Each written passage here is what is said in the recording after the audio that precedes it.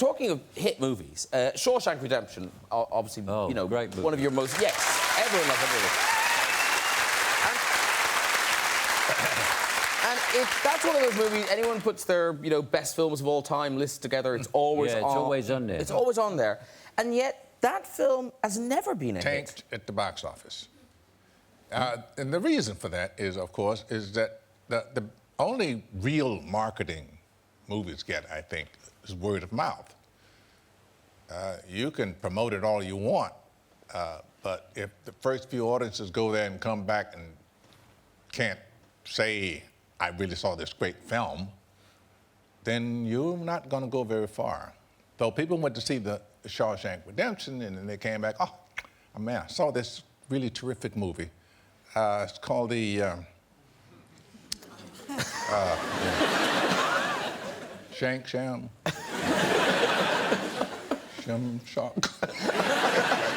One lady saw me in the elevator one time. She said, oh, I saw you in the Shawshank Redemption. So if you can't get word across, then it just doesn't do well. Yeah, you know, you can't say it. That's why Alfie did well. Boom, we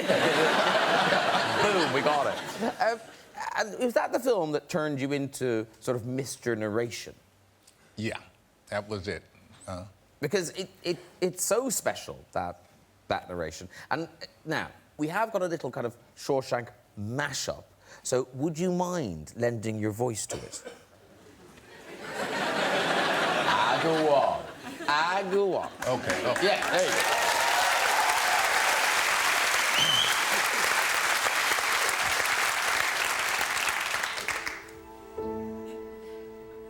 I must admit I didn't think much of Graham Norton first time I laid eyes on him.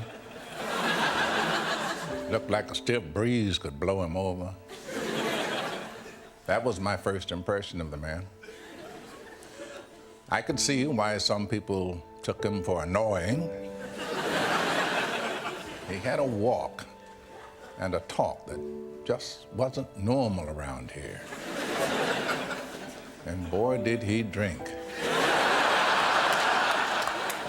He drank like a man without a care or worry in the world. I hope to finish this talk show one day. I hope Michael stops talking for just 1 second. I hope people stop asking me to do stupid voiceovers like this. I hope. Oh, very good. Freeman.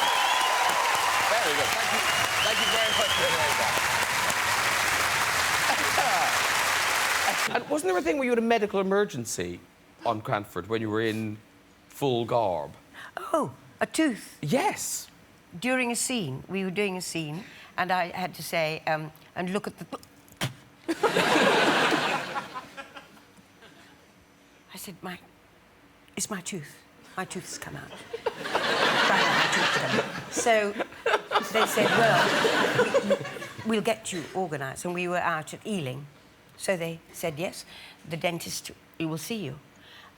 They said, unfortunately, there isn't time for you to get out of all this and this and this and this and this and this. You have to just go as you are. So I did. And I went down to the surgery. And I walked in, and they said, he'll be coming now. Nobody took a blind bit of notice of me. And he said, oh, right. Just come and sit back here. And so I lay back, and he said, open your mouth. He said, are you working at all?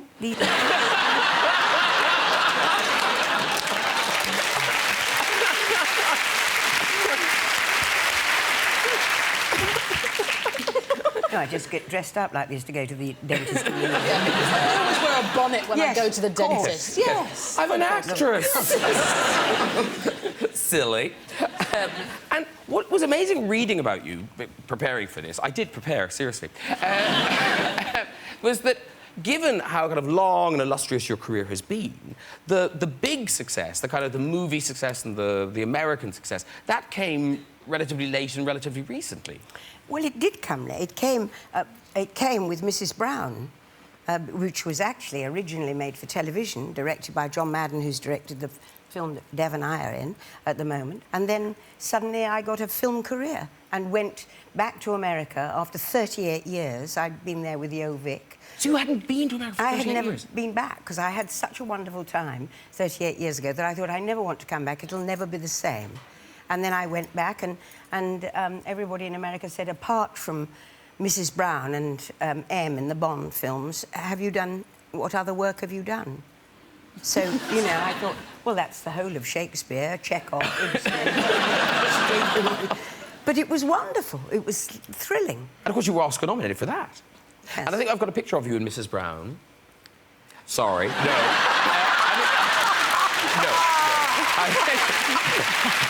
Very silly joke. Now, here you are with Billy Connolly. Billy. And now I'm confused really The about... farting horse. That's the farting horse. Really? I want to know about the farting. Every step. Was there something wrong with it?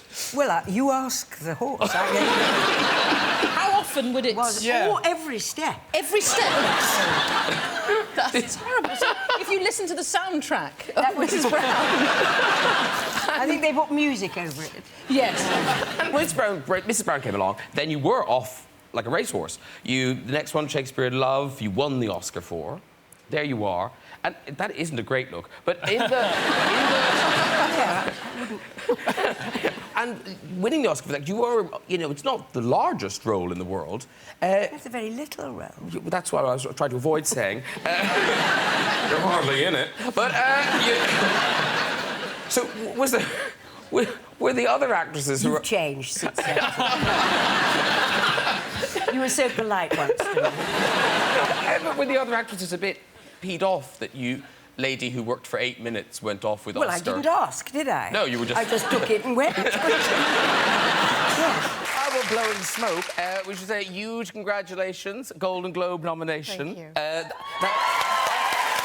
Actually, this deserves even more. It's your 29th Golden Globe nomination. 29 of them. Oh, no. That's phenomenal. It's a good thing. I'm so old. He's only been in 26 movies, which is the amazing part about that. Yeah, some of them are so good.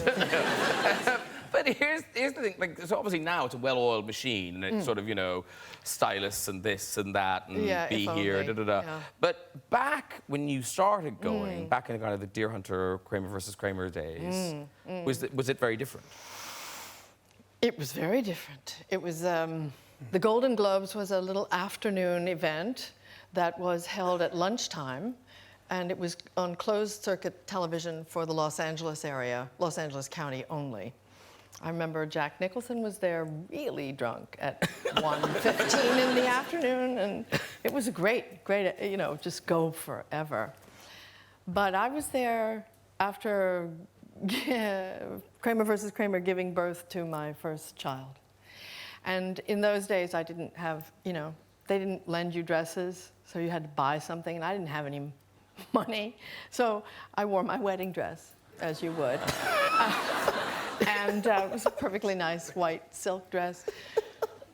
But the luncheon went on, you know, and I was breastfeeding, and 2 o'clock came, 3 o'clock came, 4 o'clock came, and yeah, in a white dress, white silk dress. So I sat like this, and they called my name. I won, and I walked up and got it. And I said, "Thank you very much." And they thought I was so odd, you know, but it was so embarrassing. But only to LA County, so no one else saw it. Now, the thing is, I think this is comforting. Young actors out there should take solace, because although the success was very fast and everything, not all the auditions went that brilliantly in the beginning. No. Do you know the one I'm talking about? No.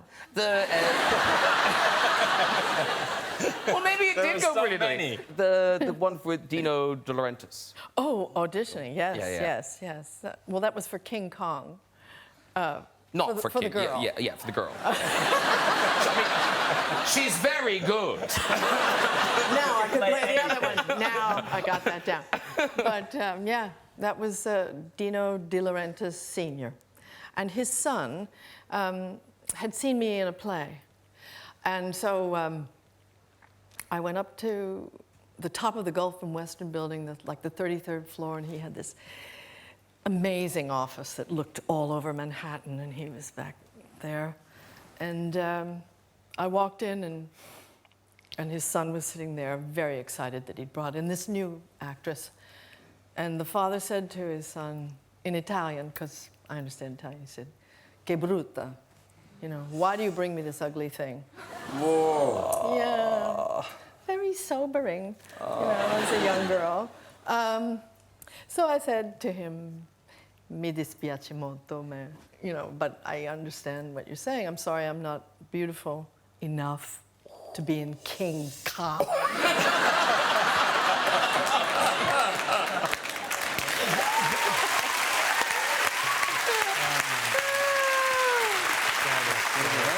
Terrible. But you haven't done full stuff before, but you have been in and Henry I've said IV. no to it I don't know how many times because I thought it was an impenetrably difficult part. Why'd you say yes now? Well, Robert Icke, who's directing it, has a charmed tongue, and Goodness. Quite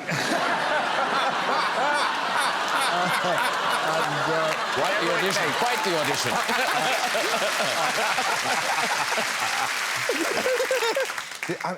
I have to reiterate, this is a major cultural moment. Ian McKellen is going to play Falstaff. This is a huge deal. I've played Falstaff. Have you? No. Ian's Macbeth is legendary. Yeah. I saw him doing Richard III when I was at drama school in 1990. It was, you know, all these performances are like landmark performances, and we are about to get him playing Falstaff. This is an extraordinary moment. This is what actors do. They're very nice about each other. People think we're bitchy, but we're not. We all adore each other. Full of admiration, as I am for you. We won't go through all your career. No. I'm sure you're going to do that. But listen, if people can't get to Manchester, Wimbledon or the West End, Ian's other Shakespearean project is hitting cinemas. It's your special cinema adaptation of Hamlet, and it's one night only. This is the 27th of this month. Yes, is it? Oh. Yeah. All right. Yeah. I hope you're free. Well, when I was 82, I played Hamlet. Oh, dear.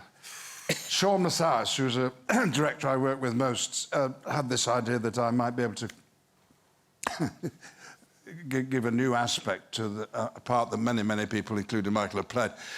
And eventually I succumbed and agreed. And then we had COVID and we couldn't do the play, and we had the idea that we might film it, because that doesn't require an audience or too many masks. And we did it in the Theatre Royal Windsor. That was Elsinore, where Hamlet and his family live. We don't do much on the stage.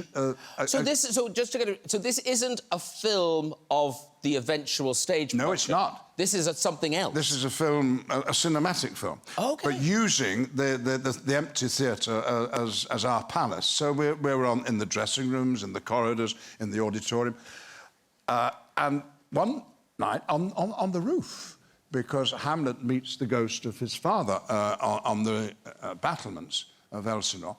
And in the background was the Windsor Castle, all in darkness because the Prince Philip had died. Right. And I said, give it a go, see if they wouldn't mind. And so we asked, could we have the castle lit up so it would look good in the background of our shop? And the word came back, certainly. And yes, it was the Queen. It was well known, didn't like Shakespeare. Did you not? No, and in fact, although she was, I think, the president of the Royal Shakespeare Company, said she would come to Stratford, but as long as they weren't doing Shakespeare. You know, that thing they do. and then I thought, I wonder if there's something behind the wonderful speech that her son gave on her death about how much he'd loved her and everything. And he then ended his speech by saying, good night, and flights of angels sing thee to thy rest, which is from the play Hamlet, written to his mother, who we all know hated Shakespeare. You can cut that out. We're so keeping it in. The Daily Mail will love it. I just love that you were able to call Windsor Castle and go, can you switch the lights on, please? Yes, well, I can barely get Deliveroo to show up on it. Harrison Ford, you're here. Let us celebrate you. This is the bit where I talk for a long time. Oh, please. Yeah. I'm really enjoying this. It's early days. But no, you are one of the elite. Your films have grossed almost $6 billion worldwide. That's a lot of money. So, I suppose, here comes a question. When was the last time How much of it did I get? Well, there's that. I am interested in that, but... no, I was wondering, when was the last time you walked in somewhere and people just kind of went, hello, how may I help you? I mean, are there countries you can go to where they don't know who you are? Yeah. But where? England. We all know who you Admittedly, are. in England, no one says, how may I help you? But that's just because everyone in every shop here is so rude. Well, have you walked through Britain unmolested? No, but I've taken a canal boat through Britain and not been noticed or you know, run into anybody looking. Was that by choice? Was that a holiday, or...? Yeah, you've never done it, have you? No. It's quite good. How would it be accidental? Like, you hail a cab and then you're like, oh, no, this is a canal boat, I've done it again. It could have been for a very dull television series about, you know, Harrison Canals. Yes. But was it not a bit boring? Yes. But you like that? That's what I like. After the hurly-burly. When people come up to me and say, are you Harrison Ford? My usual answer is, I used to be. It takes a while for them to figure out what By that time, you've pushed them in the canal. But was it very cool being a dad? Like, you must have trounced every other father at the school gate. Because, you know, you were Han Solo, you were Indiana Jones. I mean, how amazing that that's your dad. But frankly, my kids could give a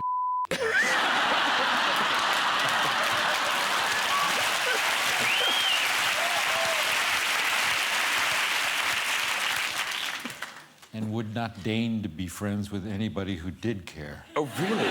No. But the first part's absolutely true. They've never really cared that much about it because they're growing up in the sausage factory. My wife is an actress.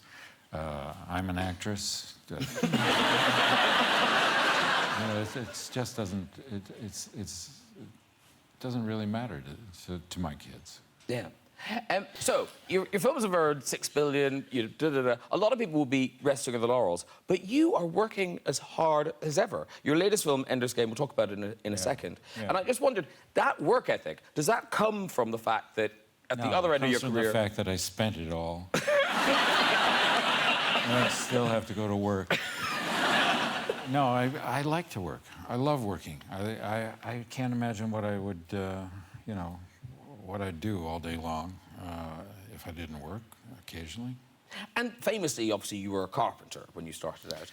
I started out as an actor and I became a carpenter because I didn't like the kind of work I was... So do you still do carpentry? Do you still... not so much. Not so much. Good, and that's the important thing. Like, so many Ponzi actors, you see, like, you know, they go and maybe after filming, they're like, oh, I need to go home and have a bath and maybe read some poetry to unwind. Like Harrison, when the director shouts cut, probably opens a can of beer, then builds a shed.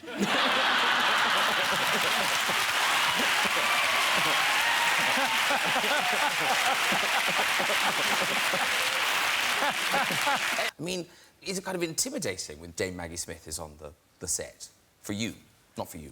I point around you. I point around you. No, it's not intimidating. We've worked... Yes, it is. There's the odd moment. I'll tell you something. I was much more intimidated because every single person on that set had been at the National with Nick Heitner, or they'd been in the History Boys. So I was such an outsider you wouldn't believe. I really felt that I ought to audition. I really did. Well, you did the play, that was... No, but I felt like an outsider. You were all very cliquey. Were we? Yes, you were. And it made me feel very, very not wanted. So I don't know why you weren't feeling much worse. But actually, you do know what it's like from the other side, because I've read in interviews you talked about how intimidating you found it when you, back in the 60s, when you worked with Laurence Olivier. Ooh. Yeah. Because it sounds like he was very tough. Well, yes, but I mean, I think everybody who worked with him were, I mean, they were in awe. And he hit me very hard one night. You're kidding? No, I'm not. On stage? Yes, he was a bit cross with me. And at one point he had to say, "Out, devil." And he slapped me. And I hit the floor, and I think it was Edward Petherbridge, who was a Venetian gentleman, apparently said, "Oh, Mags."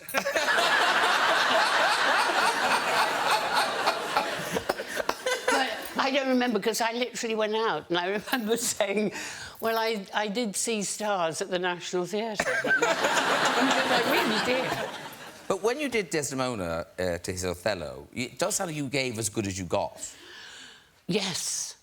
Oh, yeah, that's... You mean... Oh, yeah. Yes, this was when he was doing Othello, and he was wearing all that makeup, all that... And I used to stick his eyelashes on for him, because he had these great big eyelashes. And he said... I went in one night, and he said, "Oh, darling Maggie, I've been meaning to tell you, I think your vowels are not really very good, so, you know, could you watch it?" Anyway, so I went in the next night to do the eyelashes and things, and said, "How now, brown cow?" And he didn't get it. But you asked me what it's like, you know, being with Maggie is, you know, it's working with the best, because she is the best. No, she is. She's the best. I know that's not true. So you're...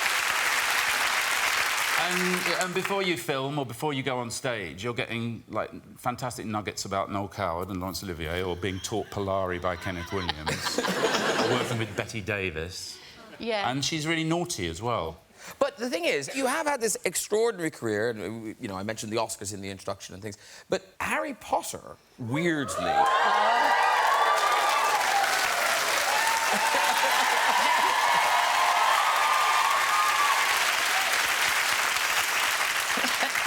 But that did sort of change your life in a way.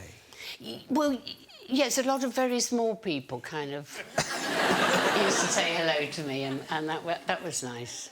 It was a whole different lot of people. Yes, but also so weird that they'd only know you for that one thing, like you'd never existed before. No, I never had. And except one kid once said to me, he said, were you really a cat? And I heard myself say, just pull yourself together. How could I have been? Anyway.